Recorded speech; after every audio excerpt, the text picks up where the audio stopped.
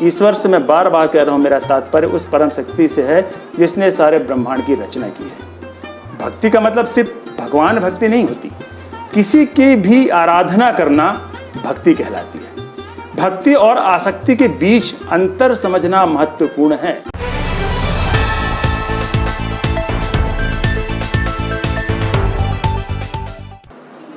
ब्रह्मांड में हर जीवित और भौतिक वस्तु के बीच आपसी आकर्षण होता है। हर वस्तु एक दूसरे की ओर आकर्षित होती है और इस आकर्षण से सृष्टि का अस्तित्व बना हुआ है। ग्रहों और नक्षत्रों के बीच आकर्षण के कारण पूरे अंतरिक्ष में संतुलन रहता है। यानी अंतरिक्ष का जो संतुलन है उसे उस ब्रह्मांड को बनाने वाले ने हमारे यानी जीवों से भी जोड़ रखा है। यह आकर्षण केवल बाहरी पदार्थों तक सीमित नहीं है, बल्कि हर जीव और प्राणी के भीतर भी अपने अस्तित्व की रक्षा के लिए स्थायी और सुरक्षित वस्तुओं की ओर आकर्षण होता है। शायद आपने गौर नहीं किया होगा, और जिसने किया है तो बड़ी अच्छी बात है। सभी प्राणियों की यह स्वाभाविक प्रवृत्ति है कि वे ऐसी चीज़ों की ओर आकर्षित होते हैं जो स्थायी और सुरक्षित होती है, जो उन्हें दीर्घकालिक शांति और सुरक्षा प्रदान करती है। इस आकर्षण को हम भक्ति से जोड़ सकते हैं। भक्ति का मतलब सिर्फ भगवान भक्ति नहीं होती, किसी की भी आराधना करना भक्ति कहलाती है। भक्ति और आसक्ति के बीच अंतर समझना महत्वपूर्ण है। आसक्ति अलग है, भक्ति अलग है। भौतिक वस्तुओं के प्रति आकर्षण को आसक्ति कहा जा सकता है, जबकि अनंत और ब्रह्म के प्रति आकर्षण को भक्ति कहा जाता है। भक्ति केवल प्रेम का प्रतीक नहीं, बल्कि यह उस प्रेम का प्रतीक है जो ईश्वर के प्रति समर्पित होता है, जिसने इस सृष्टि की रचना की है।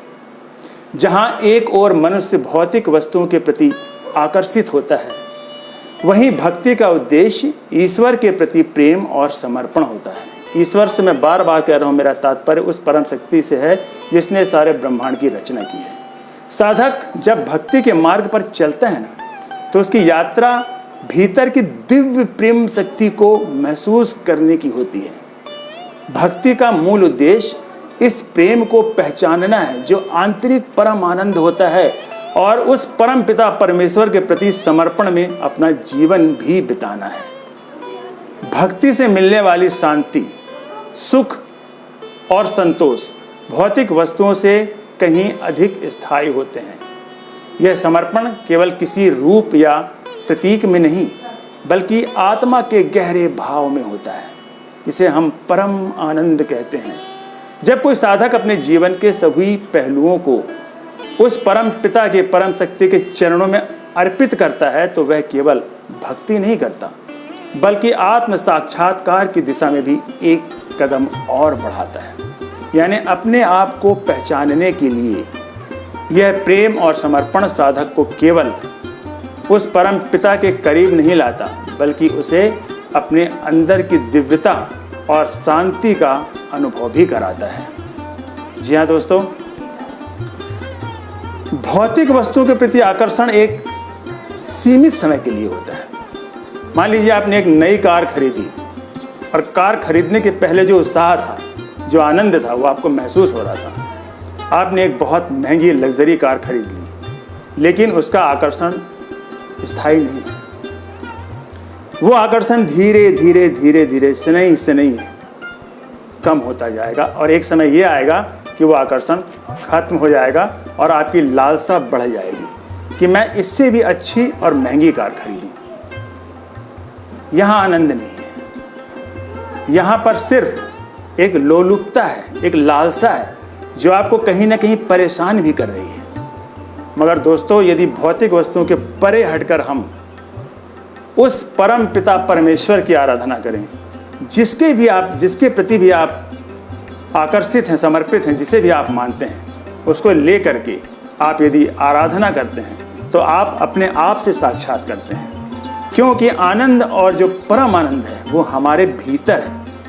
आपको कभी कभी आपने महसूस किया होगा कि एक अजीब सा सुख का अनुभव होता है, बहुत अच्छा महसूस होता है, बहुत अच्छा लगता है।